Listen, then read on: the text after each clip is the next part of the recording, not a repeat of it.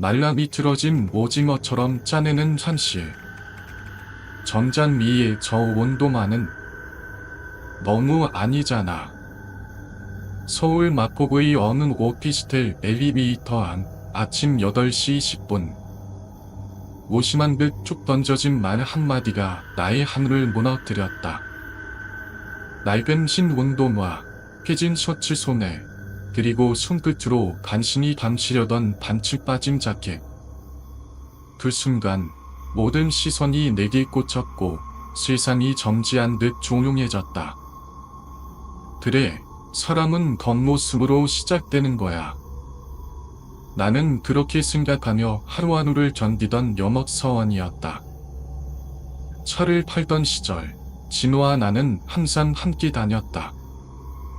같은 입사 동기, 같은 고민, 같은 생존 방식. 점심을 함께 먹고 고기를 같이 만나고 서로 티격태지며 버텼다. 그러던 어느 날 진우가 불쑥 말했다. 현, 나 아는 형이 그러는데 요즘 생과일 주스 테이크아웃 장사 괜찮대. 나는 코웃음을 쳤다. 주스? 대학로 근처에 6텀짜리 가게 하나 얻어서 여름엔 주스, 겨울엔 커피만 파는 거야. 줄도 선대. 진짜 괜찮대. 두 만에 혹했다. 차는 안 팔리고 카드값은 밀리고 안에 눈치 보이던 나에게 고정 수입이란 말은 마법처럼 들렸다. 우린 결국 바짝 가게 하나씩을 못 통했다. 나는 대학로, 진우는 수원역. 인테리어도 최소, 장비도 중고. 보증금은 대출로, 나머지는 삼짓돈으로. 그렇게 우리의 이만이 시작됐다. 처음 몇 달은 나쁘지 않았다. 손님도 조금씩 늘고 수익도 남았다. 하지만 본업인 자동차 영업은 점점 멀어졌고 다리는 모리를 천천히 갉아먹기 시작했다. 영업도 장사도 결국 둘 다 안 되기 시작했다. 진우는 자주 말했다. 형, 이번 달 카드값도 못 냈다. 나 미치겠다. 와이프는 벌써 짐 싸서 친정 갔어. 그 무렵 진우는 어느 날 이상한 전단을 하나 들고 왔다. 형, 이거 봐. 볼비 보증 기금. 연체자 상담, 채무 조정, 대출 전환. 이런 거 해주는 데래. 처음엔 사치인 줄 알고 웃어 넘겼지만 진우는 전화까지 해봤다며 말했다. 천당되게 친절해. 우리처럼 한길 온 사람들 도와준대. 그냥 한번 들어만 보자. 며칠 뒤 나도 전화를 걸었다. 네, 볼비 보증기금입니다. 어떤 일로 도와드릴까요? 젊은 남자의 목소리는 놀랍도록 부드럽고 신뢰감 넘쳤다.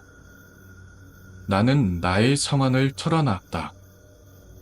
연체, 카드 돌려막기, 폐업 위기, 딸 학원비 미납까지. 그는 말했다. 고객님, 저희가 도와드릴 수 있습니다. 우선 기본 서류 몇 가지만 픽스로 보내주세요.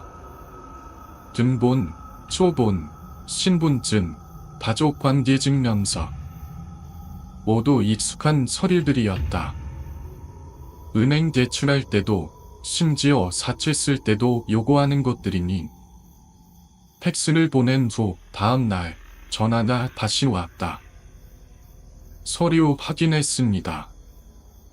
고객님, 현재 상황은 다소 심각하신 것 같습니다. 저희가 1차적으로 200만 원을 순분해 드릴게요. 이 금액은 연체 방지를 위한 최소한의 긴급자금입니다. 잠시 후 정말 내 통장에 200만 원이 들어왔다. 그때부터 일이 빨라졌다. 상담사는 말했다. 이제 저희가 고객님의 채무를 분석해서 통합 대출이 가능하도록 지원할 겁니다. 그 과정에서 발생하는 이익이 10%는 수수료로 받고 있습니다.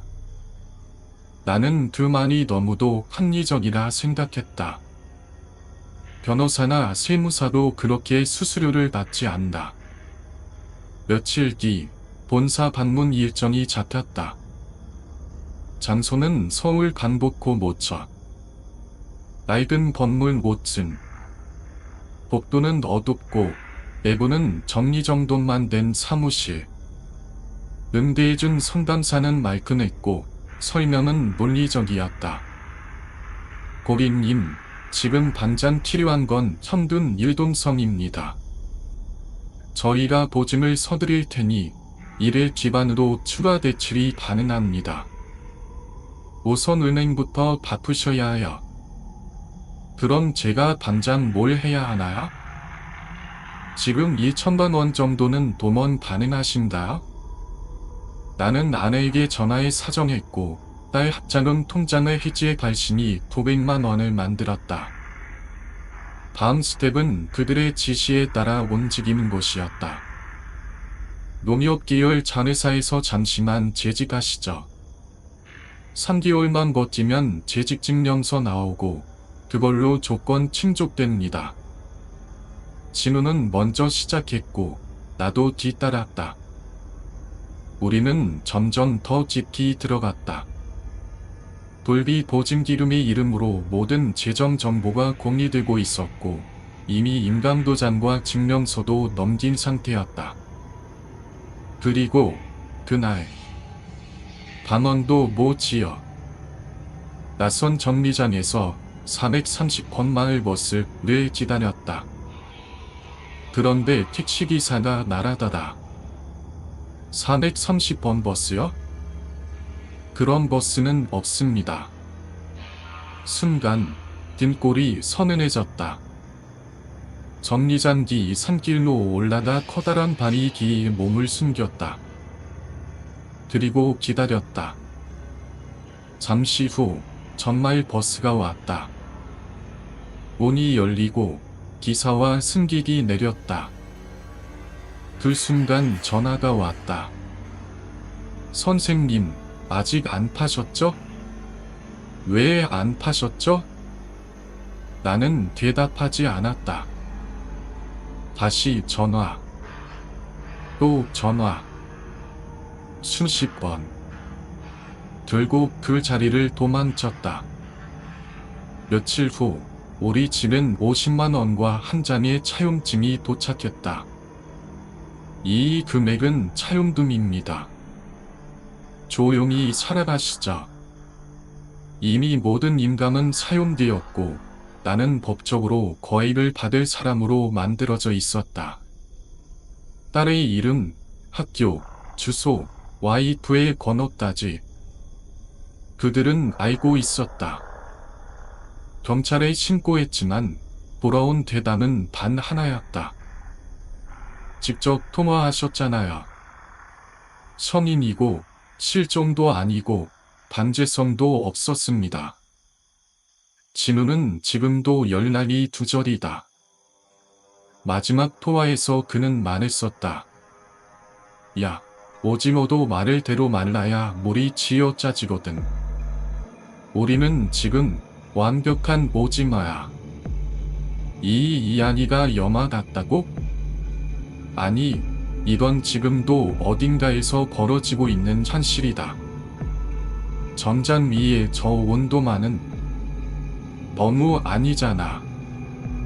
서울 마포구의 어느 오피스텔 엘리베이터 안 아침 8시 10분. 무심한 듯 툭 던져진 말 한마디가 나의 하늘을 무너뜨렸다.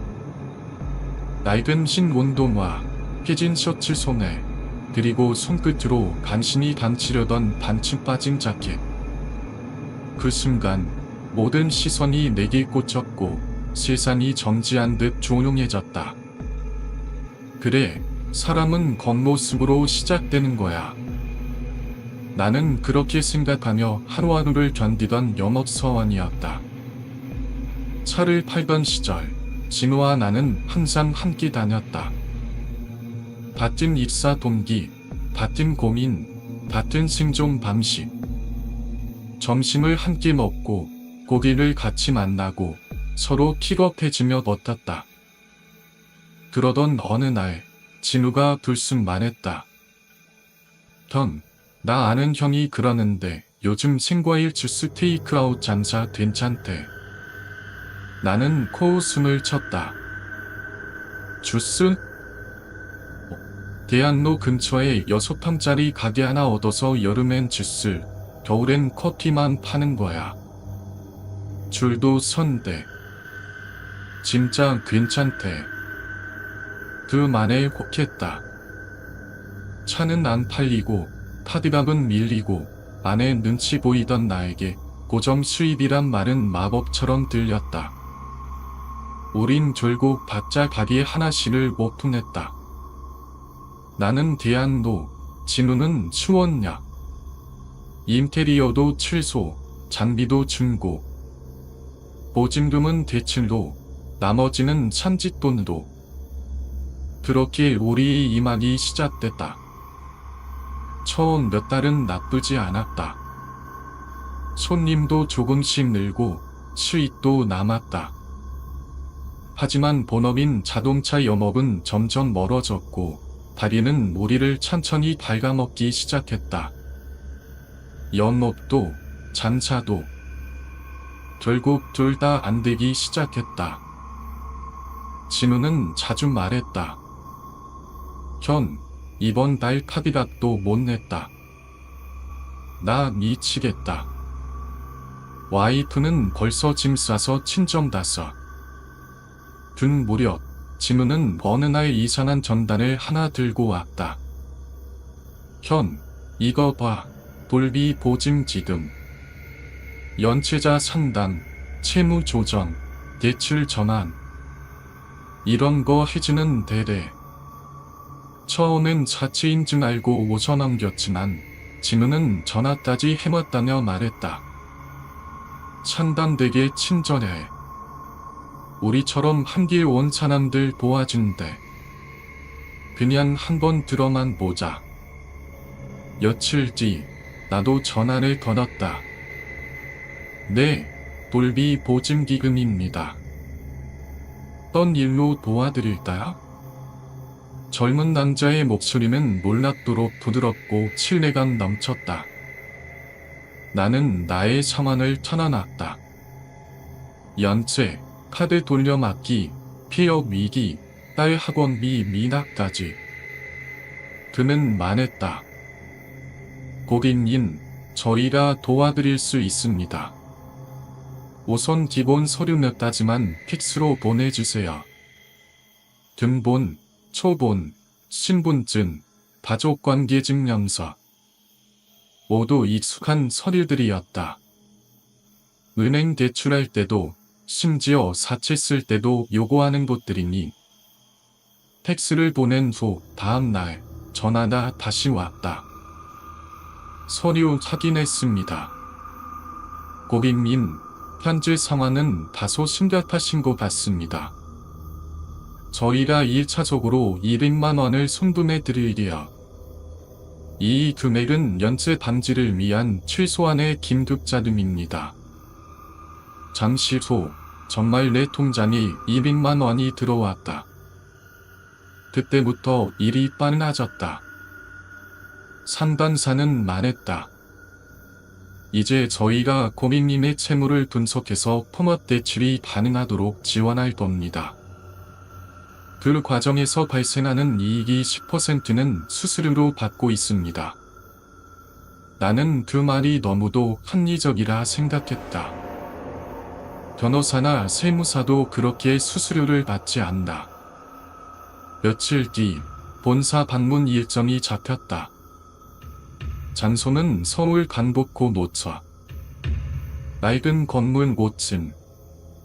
복도는 어둡고 내부는 정리정돈만 된 사무실. 응대해준 상담사는 말끔했고 설명은 논리적이었다. 고객님, 지금 당장 필요한 건 현금 율동성입니다. 저희가 보증을 서드릴 테니 이를 기만으로 추가 대출이 가능합니다. 우선 은행부터 바꾸셔야 해요.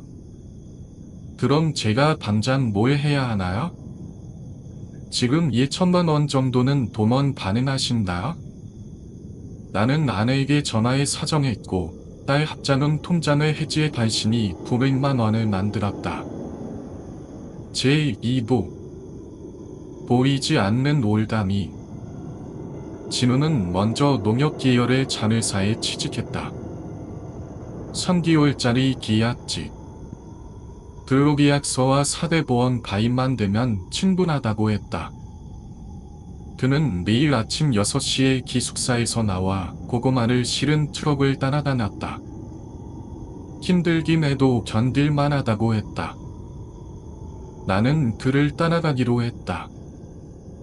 형, 농협 진짜 괜찮아.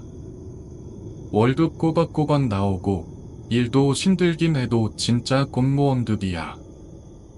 나는 그 말을 믿고 짐을 쌌다. 아내와 딸에게 말도 없이 반지 편지만 한 장 남겼다. 내가 다 책임질게. 조금만 기다려줘. 하지만 내가 도착한 그곳은 이상했다. 430번 마을 버스를 타라는 안내를 받았지만 버스는 없었다. 택시기사도 고개를 저었다.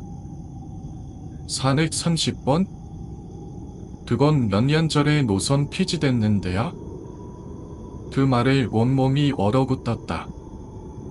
정류장 뒤편 산길을 따라 올라다 큰 바위 뒤에 몸을 숨겼다. 잠시 후 진짜 버스 한 대가 왔다. 멈추고 기사와 승객 한 명이 내렸다. 기사님은 담배를 틔우며 전화를 하고 있었다.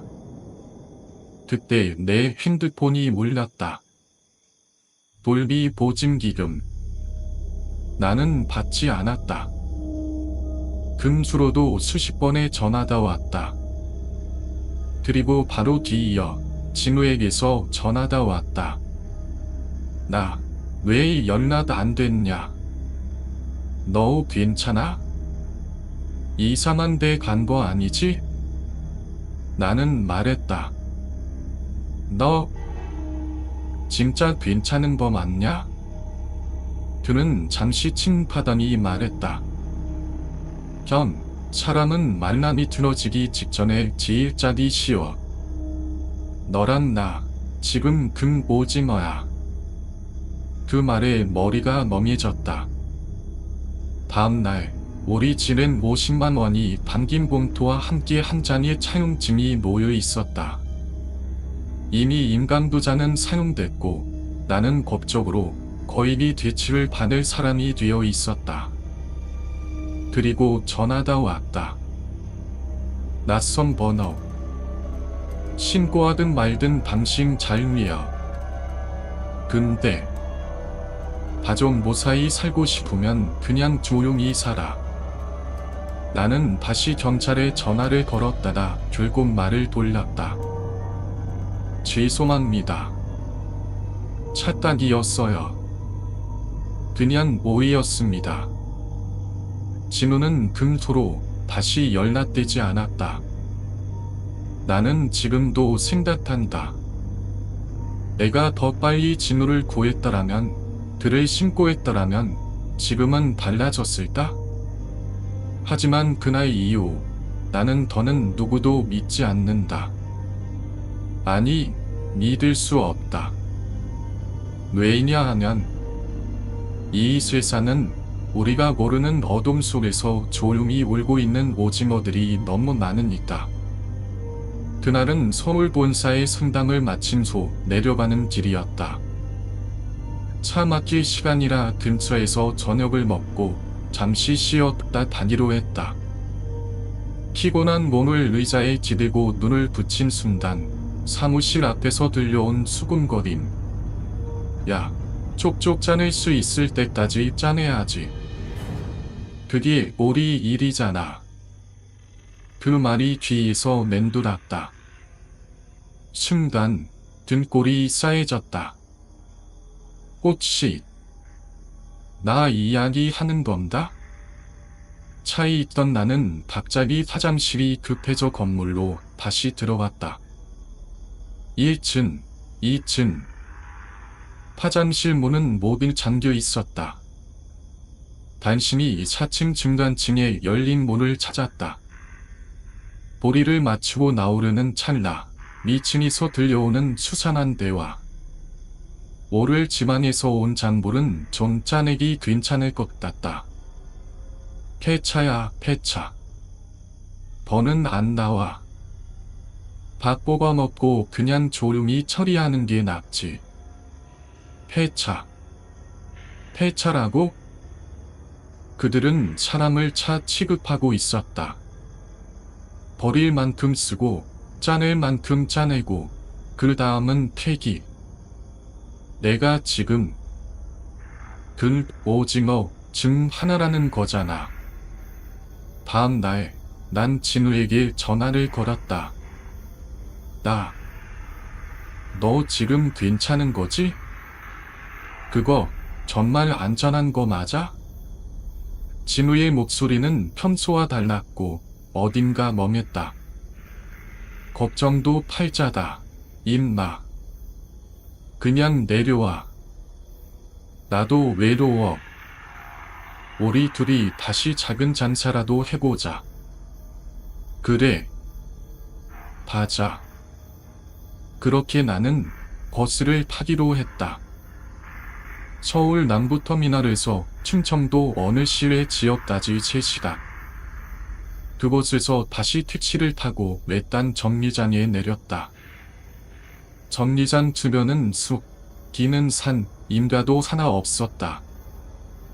기사님이 말하셨다. 여기 이산하게도 자주 오는 사람들이 있네요. 근데 430번 버스는 없는데? 그렇다. 내가 타기로 한 430번 버스는 존재하지 않았다. 혼란스러웠지만 전화를 걸어보았다. 예, 지금 도착했습니다. 15분 뒤에 430번 버스가 도착할 거예요. 그거 타시면 됩니다. 하지만 택시기사가 또 말했다. 제가 여기 오래 다녀봤는데 430번은 없어요. 그런 버스 없습니다. 뭔가 쎄했다. 진짜 쎄했다. 그래서 난 뒤에 있는 산길로 조용히 올라갔다. 커다란 바위 뒤에 숨어서 정류장을 지켜보기로 했다. 정상적인 버스라면 사람이 없으면 그냥 지나치겠지. 그런데 버스는 섰다. 승객은 없었고 기사 한 명이 담배를 피우며 전화를 하고 있었다. 그리고 그 순간 내 핸드폰이 울렸다. 돌비 보증기금. 진동으로 3번, 4번, 5번 계속 울렸다. 그 와중에 진우에게서도 전화가 왔다. 나는 받았다. 야, 너 괜찮은 거지? 나한테 전화가 왔어. 찜찜해. 너 진짜 괜찮은 거야? 응. 원래는 빨리 와 임마 이럴 텐데. 야, 너 지금 뭐 숨기고 있는 거 아니냐? 큰 찜. 그 순간 직단했다. 뭔가 잘못되고 있다. 그리고 지금 나도 노출됐다. 나로 아내에게 전화했다. 여도 지금 어디야? 집인데 왜? 딸은? 학교지? 그렇지. 왜 그래? 무조건 학교에 전화해. 절대 누구도 딸 데려가지 못하게 무조건. 와이프가 놀랐다. 하지만 나는 더 놀랐다. 오늘 점심 뭐 먹었대? 수박 같이. 잘 먹었다는데 왜? 뭐? 우리 딸은 수박 알레르기가 있다. 누가? 딸을 데리러 갔다. 나는 그대로 112에 전화했다. 그리고 와이프에게 또 전화. 그런데 이번엔 남자의 목소리가 들렸다. 누군지는 알겠고요. 신고는 자유인데 그렇게 살기 싫으면 그냥 조용히 오시자. 그 후 차용증 한 장과 50만 원이 집에 도착했다. 그리고 편지에는 이렇게 적혀 있었다. 50만 원으로 맛있는 거 사드세요. 조용히 삽시다. 그날 이후 진우는 완전히 자취를 감췄다. 전화는 꺼져 있었고 문자도 읽히지 않았다. 카카오톡도 마지막 접속 날짜만 흐릿하게 남아있을 뿐이었다. 시간이 지나도 진우는 돌아오지 않았다. 한 달, 두 달. 계절이 바뀌어도 소식은 없었다. 설마 진짜 그렇게 된 건 아니겠지. 입 밖으로는 말하지 않았지만 나는 속으로 계속 그 가능성을 부정하려고 애썼다. 처음에는 그냥 어디 연락 끊고 조용히 살고 있겠거니 했다. 그도 그럴게. 우리 둘 다 인생이 바닥까지 내려가 있었으니까. 모든 걸 다 놓고 싶다는 생각. 내가 했던 생각을 진우도 했을 거라고 생각했다. 하지만 이상했다. 진우는 아무리 힘들어도 연락을 끊는 스타일은 아니었다. 가족 생각도 많고 딸한테 무한한 예정을 쏟던 사람이었다. 그러던 어느 날 나는 견딜 수 없었다. 그를 그냥 잊을 수 없었다. 결국 나는 진우가 마지막으로 다녔던 회사의 다른 직원에게 전화를 걸었다. 실례지만 진우씨 최근에 어떻게 된 건지 알 수 있을까? 연락이 전혀 안 돼서 걱정이 돼서요. 선배는 한참을 망설이다가 대답했다. 그 친구. 며칠 전에 갑자기 퇴사했습니다. 연락도 다 끊겼고 사실 우리도 무슨 일인지 잘 몰라요. 그 말에 나는 등골이 서늘해졌다. 이건 퇴사가 아니다. 실종일 수도 있겠다. 나는 결국 경찰서에 가서 실종 신고를 했다. 하지만 돌아오는 답변은 차가웠다. 본인과 통화가 되었습니다. 자발적으로 퇴사하고 자취를 감춘 것으로 보입니다. 성인이기 때문에 반제 수사는 어렵습니다. 경찰은 그렇게 사건을 종결했다. 아니, 진짜 통화를 한 게 맞을까? 그게 진우가 맞긴 한 걸까? 경찰은 반지 전화 연결이 되었다는 이유 하나로 실종 신고를 종결했다. 나는 그가 마지막으로 갔던 서울 강북의 그 건물로 다시 찾아갔다. 4층, 낡은 간판, 좁은 복도. 모든 게 그대로일 거라 생각했지만 그곳은 이미 아무것도 남아있지 않았다. 관리인에게 물었다. 여기 예전에 돌비 보증기금이라는 사무실이 있었죠? 아니요, 그런 업체는 없었습니다. 아니요, 저 여기서 미팅도 했었고요. 상담도 받고 돈도 손돈받았는데요? 글쎄요. 4층은 몇 달 전부터 비어 있었는데요. CCTV도 없고 출입 기록도 따로 없어요. 나는 그 자리에 멍하니 서 있었다. 진우와 내가 겪었던 모든 일이 과연 현실이었을까? 어쩌면 정보폼이 아니었을까, 그런 착각까지 들었다. 하지만 내 통장에는 여전히 200만 원 입금 기록이 남아 있었고, 진우의 집에는 차용증 원본과 50만 원의 현금이 남겨져 있었다. 현실은 분명 존재했다. 단지 그 현실은 증거 없이 사라졌을 뿐이다. 그날 이후로 나는 내 삶을 하나하나 다시 정리해 나란히 시작했다. 부채, 연체, 각종 금융정보들을 하나씩 파악하고 법률 상담을 받고 아내와 딸에게는 절대 다시는 무너지지 않겠노라 다짐했다. 집에는 CCTV를 달았고 학교에는 비상시 대처 매뉴얼을 요청했고 모든 상황에 대응할 준비를 하기 시작했다. 그리고 나는 두 번 다시 오징어 받지 않기로 결심했다. 사람은 진짜로 바닥을 찍으면 그때부터 아무거나 붙잡고 싶어져. 지푸라기라도 유리 조각이라도 독침이라도 상관없다. 그의 신앙처럼 보이기만 한다면 나는 이 이야기를 누구에게도 제대로 털어놓지 못했다. 그런데 왜 받냐? 서류는 왜 줬냐? 넌 좀 조심하지 그랬냐?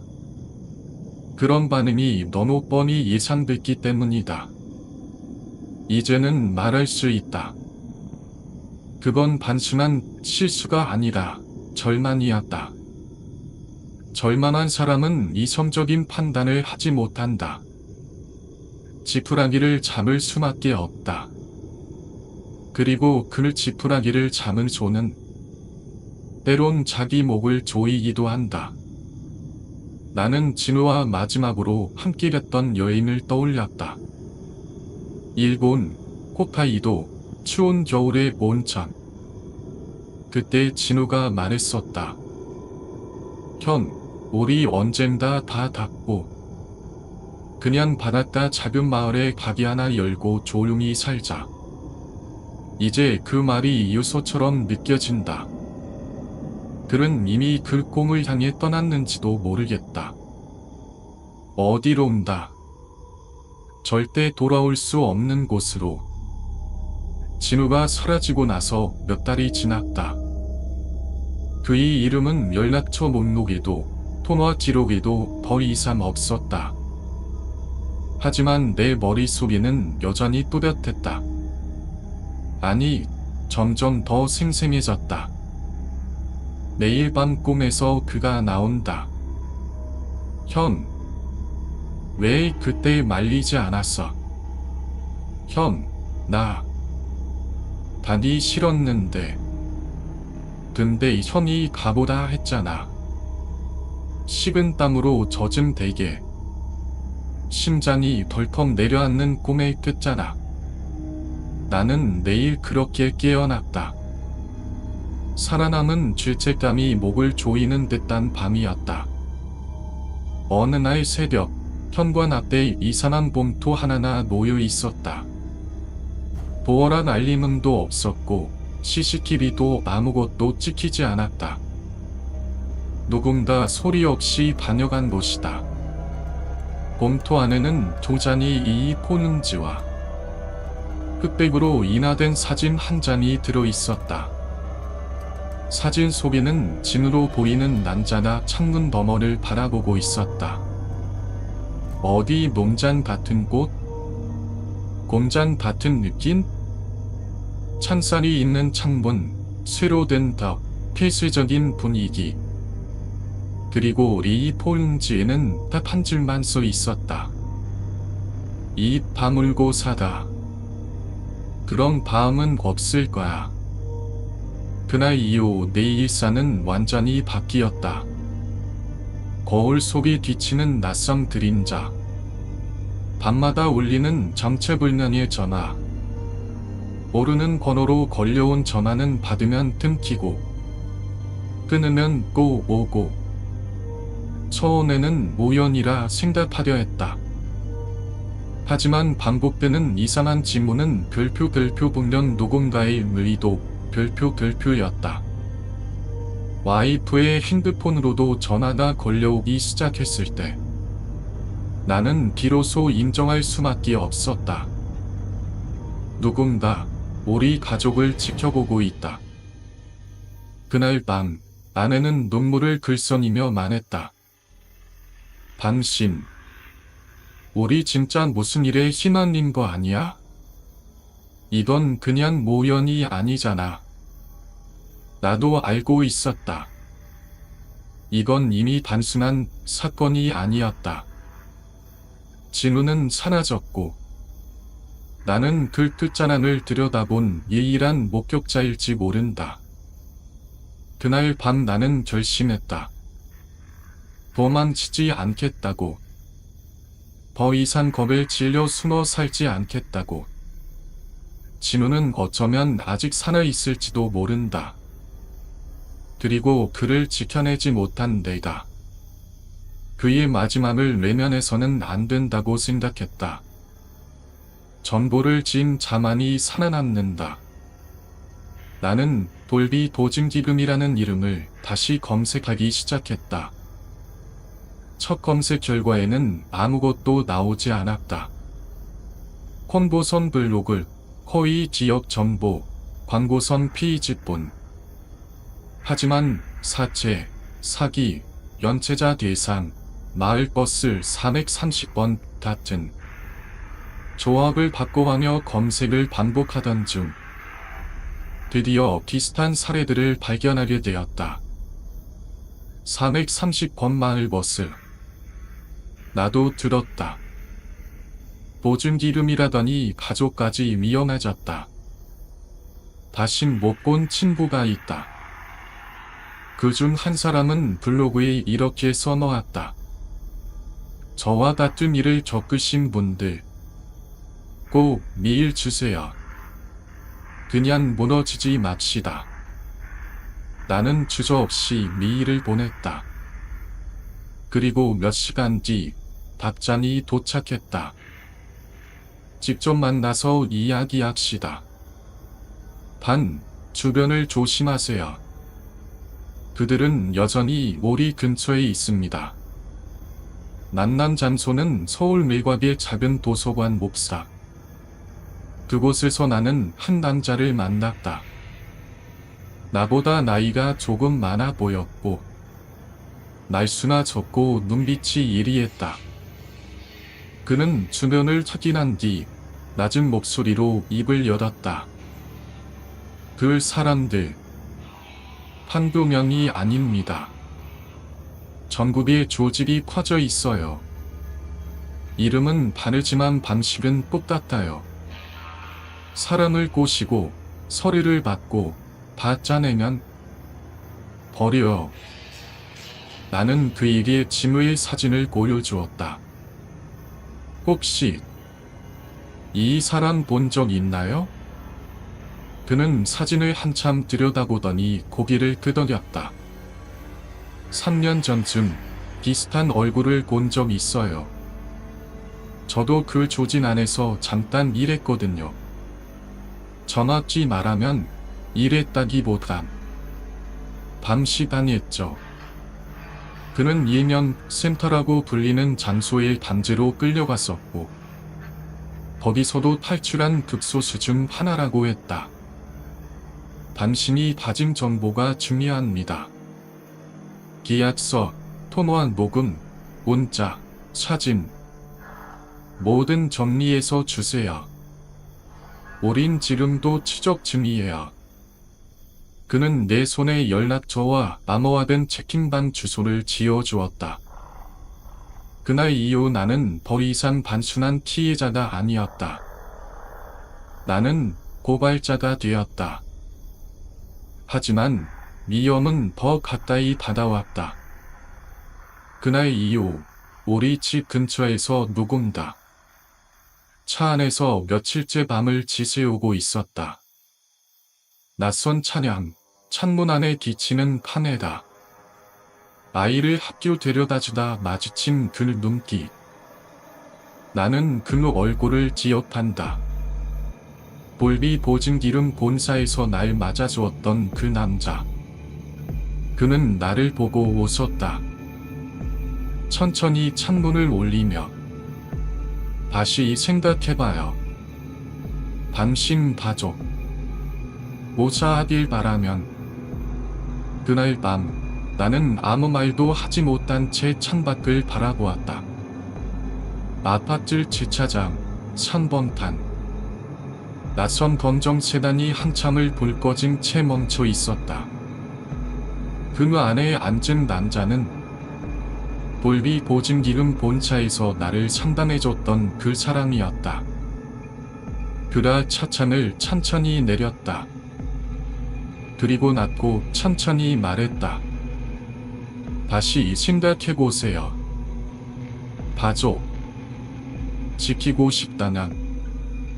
그 말이 끝나기도 전에 나는 도망치듯 엘리베이터를 탔다. 11층까지 올라오는 그 짧은 시간 동안 손은 골골 떨리고 심장은 귀까지 울렸다. 현관문을 열고 들어가자 와이프와 딸이 거실에 있었다. 아무것도 모른 채 웃고 있는 그 얼굴들이 갑자기 너무나 멀게 느껴졌다. 당신 왜 그래? 얼굴이 하얘졌어.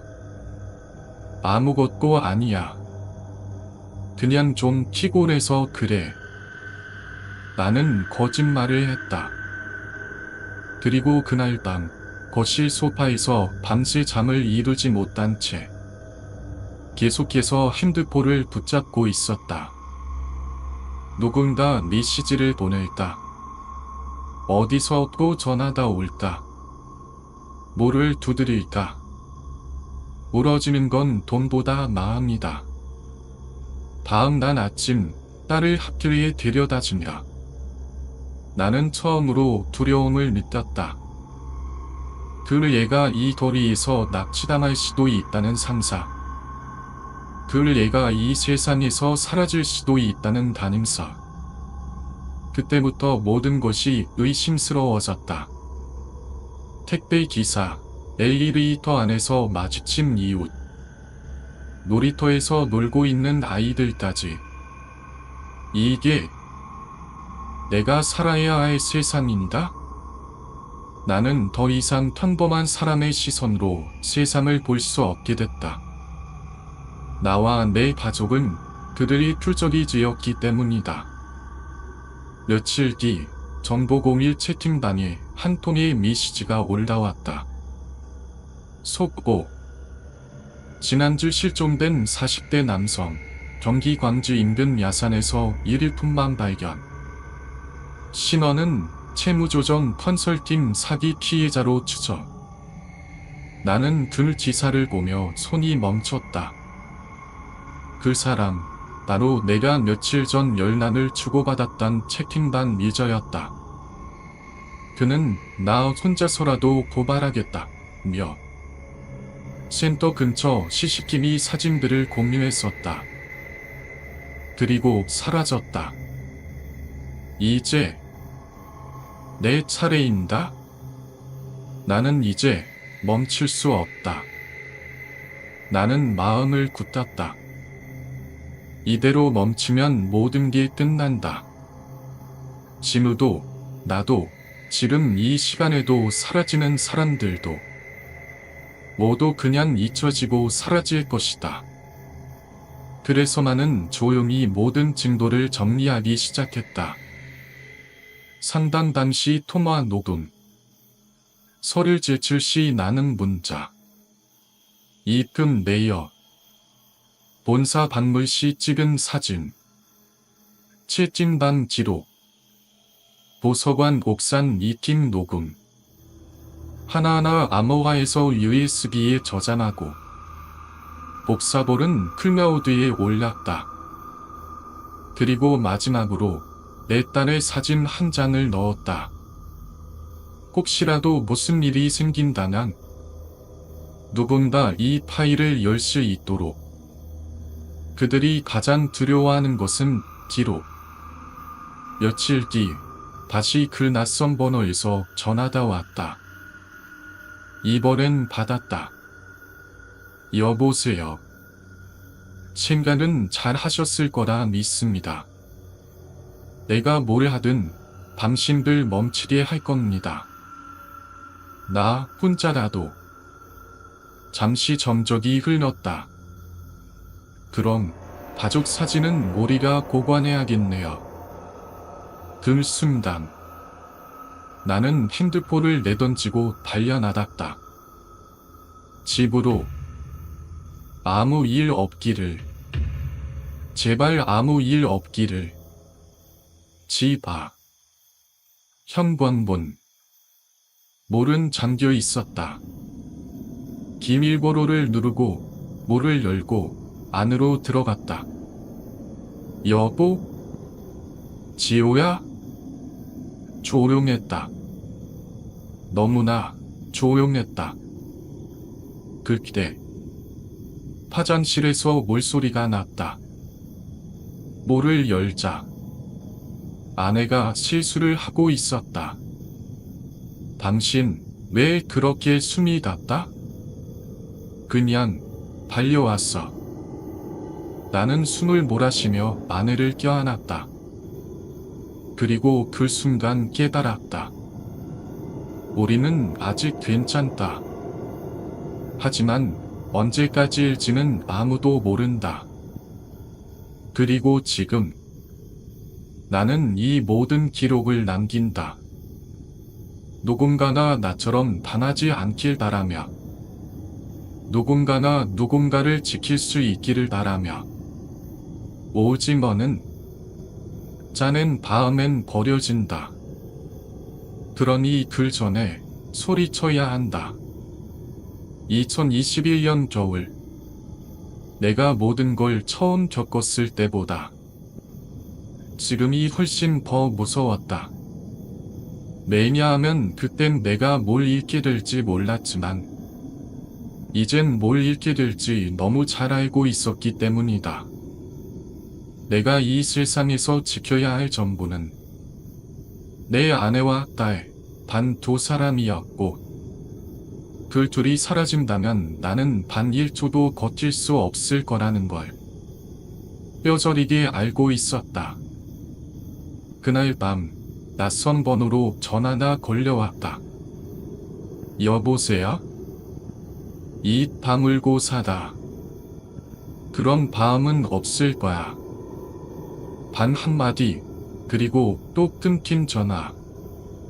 말끝마다 담겨있는 무언의 협박은 떤 욕설보다 더 깊고 날카롭게 날 찔렀다. 난 곧바로 11층 창문 커튼을 닫았다. 베란다 창틀, 방충망, 안쪽 커튼까지. 현관에 치인도 걸고 보어락 비밀번호도 바꿨다. 와이프는 묻지 않았다. 그저 조용히 내가 하는 대로 따라줄 뿐이었다.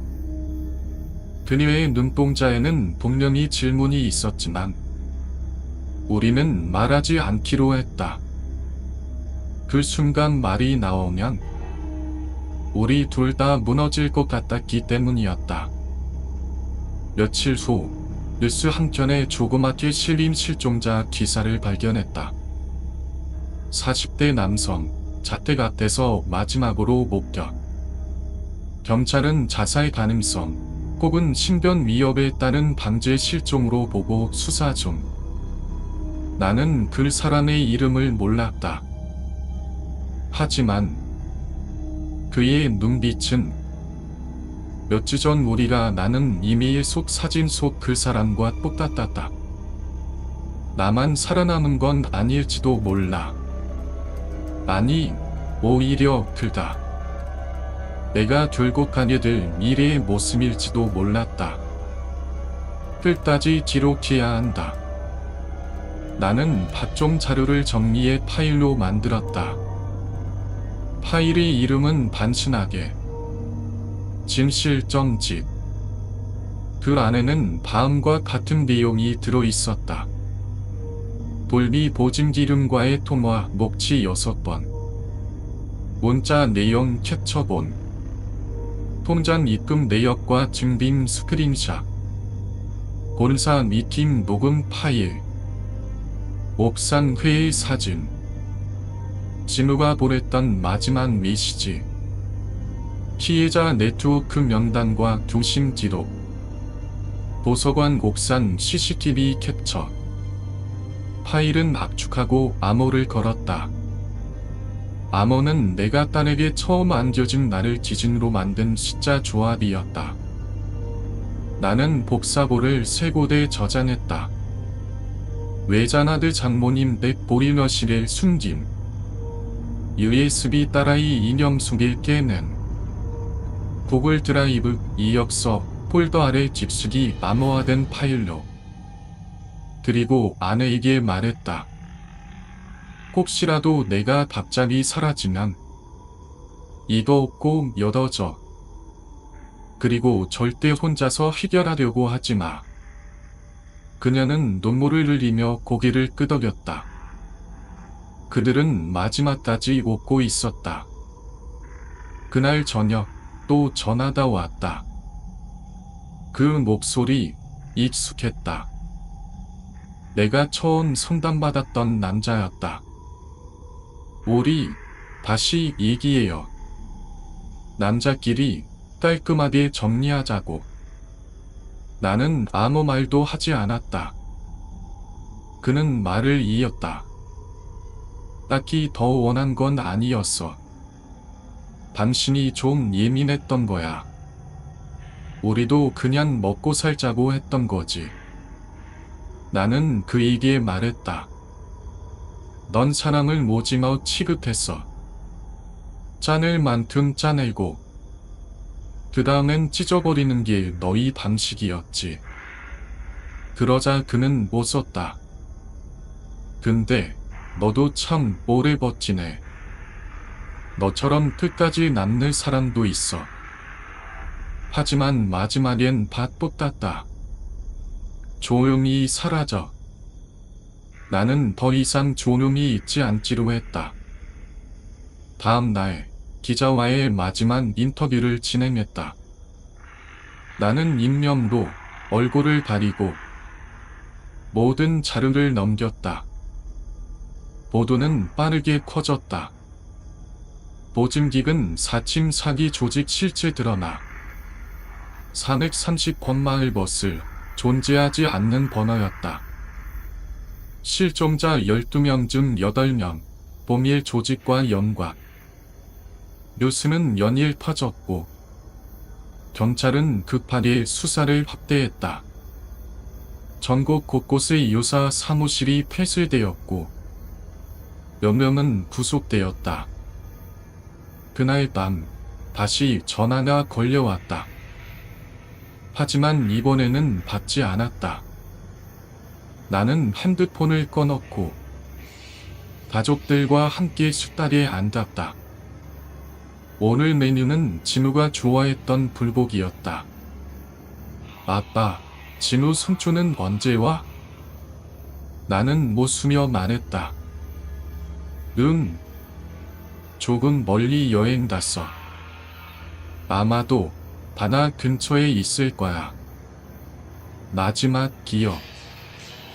그의 간을 나는 박릉의 한 바닷가로 향했다. 진우와 함께 갔던 곳.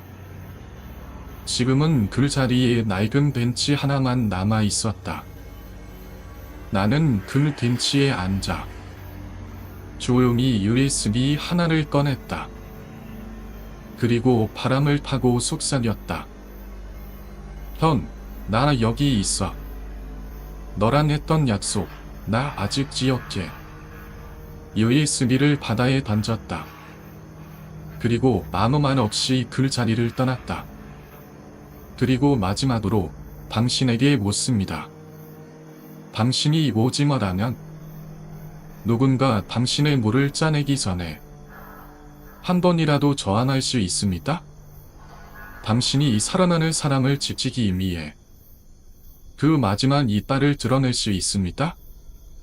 내 이야기는 끝났지만 누군가의 이야기는 지금 이 순간에도 시작되고 있습니다.